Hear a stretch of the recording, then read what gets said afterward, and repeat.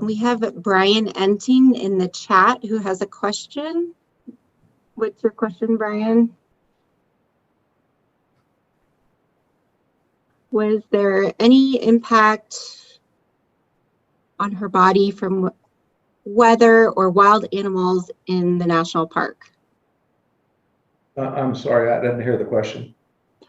Was there any impact on her body from weather or wild animals in the national park?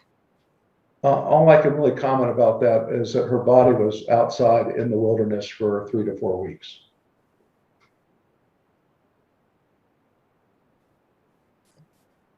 KSL assignment, you are unmuted.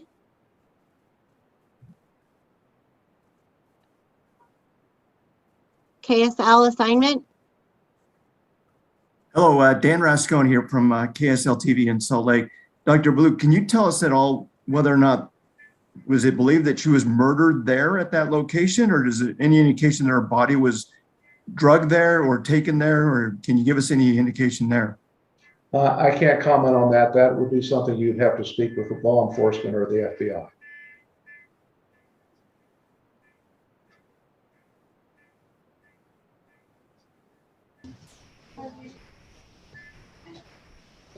Matthew Sella. Matthew Sella, do you have a question?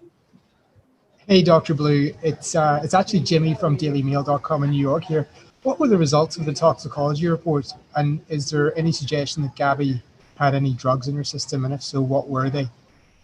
The results of the toxicology are not public knowledge by Wyoming Institute, so I can't comment about that. Thank you. We have a question from the chat. Was Gabby Petito pregnant? She was not pregnant.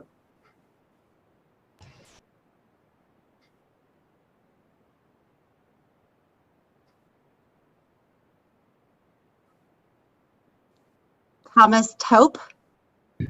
Hi, doctor. My question, did you seek the advice of a forensic entomologist or forensic botanist during the course of your investigation?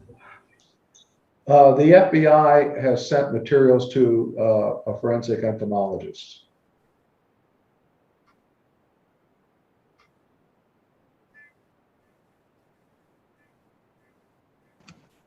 WPBF 25 News. Hi, doctor. This is Terry Parker from WPBF in Palm Beach County, Florida. I'm wondering, if you said you were very thorough in this autopsy and examination, could you give us an example of the type of test and analysis as you performed? This autopsy included a whole body CAT scan, a examination by a forensic pathologist, an examination by a forensic anthropologist, and toxicology evaluation. So we pretty much covered all the bases. Jeremy Kopis. Yes, doctor, thank you for taking the question again. You mentioned that strangulation is the cause of death. Can you talk about how you came to that conclusion? I cannot. That is part of the autopsy findings and is not discoverable by Wyoming statute. Was there any other cause of death that was a possibility in this case? Well, we look at all causes, all possibilities when we try to determine cause of death, but this is the cause of death that we determined.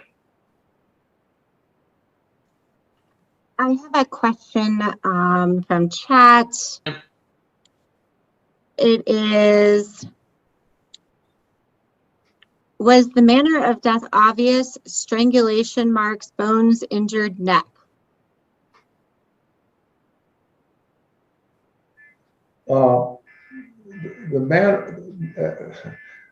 Nothing is obvious in a situation like this. So okay, we got to pull the blinds up as well. Both determine manner and cause of death. I can't go into details on how we made those decisions. Oh, okay. Kristen Thorne. Yes, hi, Dr. Kristen Thorne with WABC in New York. Could you just please repeat about how long you believe the body was out there? Unfortunately, the last time you spoke, we just didn't get a good film shot of you saying that. Would you mind repeating that? I don't know. Our initial determination is the body was in the wilderness for 3 to 4 weeks. Customer shows up. Thank you. Nudge you if Nudge we're in me. distress. What's that for? It's weird. Okay. Shaquille, when you give me a thumbs up, we're ready. Okay. Jorge Okay, yes, ladies and gentlemen, we're back in full Fitzgibbon. session. Thank you for your help on that closed session. Nice job on that icebreaker. I You appreciate have to unmute. our security team here You're still muted. working through that with us. Sorry about that. Okay, let's go Good to afternoon, two proposed Dr. hires Blue. with Brad Kendrick. Relating back to the Greetings, Brad. date of death, is there a date listed on the death certificate? All right. For the proposed The hires, death there were 14 certificate has this not been week. completed at Nothing this unusual. time. There were a couple of And reclassifications. There was 2 death performance certificates and of the data state of analysts that Wyoming were allow reclassified to for performance and approximate dates data and analytics managers. And then there was also the health variability in department those dates. reclassified the medical doctor to the I director doubt, of population there will health. not be a Any questions on exact that? date of death on Perfect, the Brad. death Let's go to certificate. 2-3. Eileen with News 12. Hi, doctor. This is Eileen LaPalmer from News 12. We sort of asked it a little bit, but is there a way that you can explain how you know that it was strangulation? Sometimes I know that a hyoid bone could be missing. Is that something that you discovered in this case? I can't comment on that because it would be a finding of the autopsy.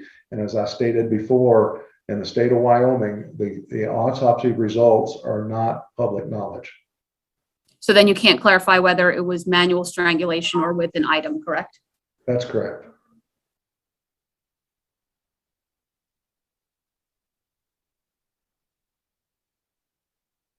Michael Ruiz. Thanks for making time for us, doctor. Was the entire examination conducted at your lab in Jackson, or was Gabby Petito's body shipped to another facility? The examination was done entirely at our board in Teton County, Wyoming.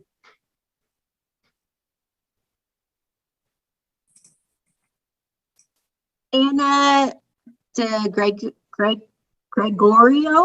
Gregorio. It's actually Ashley Banfield with News Nation. Doctor, thank you for taking the time today.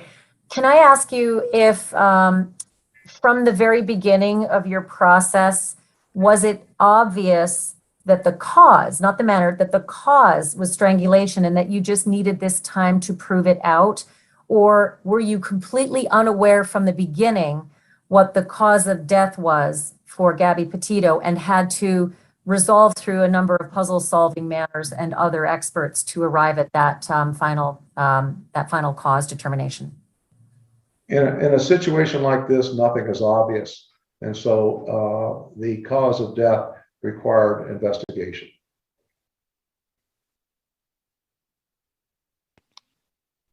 We have a William Walkie.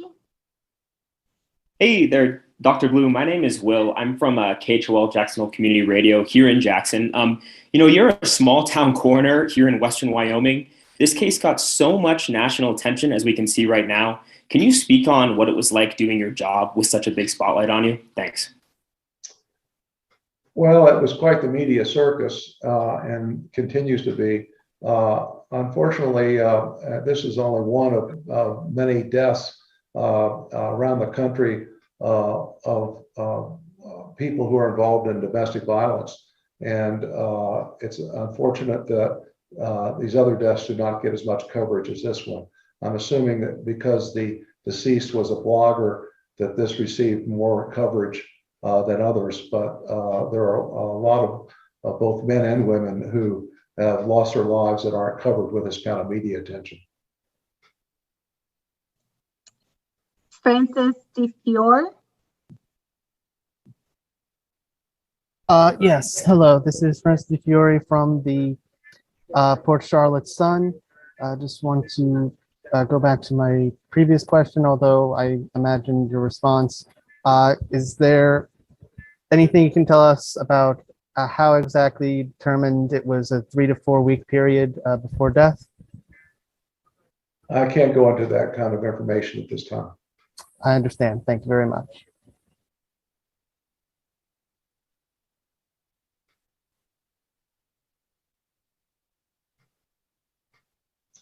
Why don't we take have- one more question then? We have the snack squad.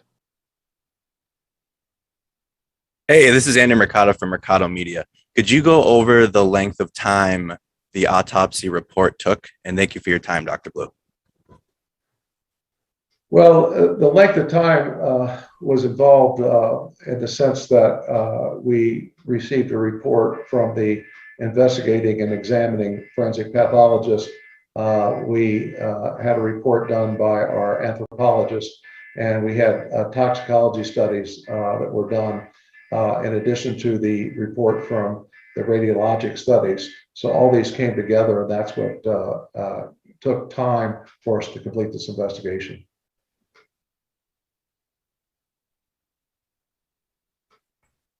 Hi, doctor. Could you speak to the state of decomposition, and did that at all hinder your investigation? No, I can't comment on that.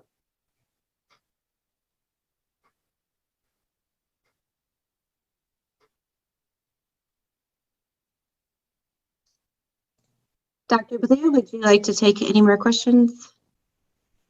Unless there's other specific questions that haven't been answered already, why don't we close this? And thank you all very much for your participation. And I can tell you that I will not be answering any other detailed questions about the autopsy. As I said, state statute prevents us from doing that. So contacting me by email and phone is not going to reveal any additional information.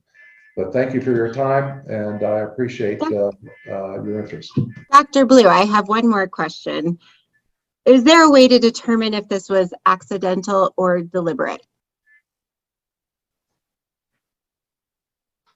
You mean in the sense of a homicide? Yes. That would be up to law enforcement to make that determination. Great, thank you. Again, thank you all very much for your time.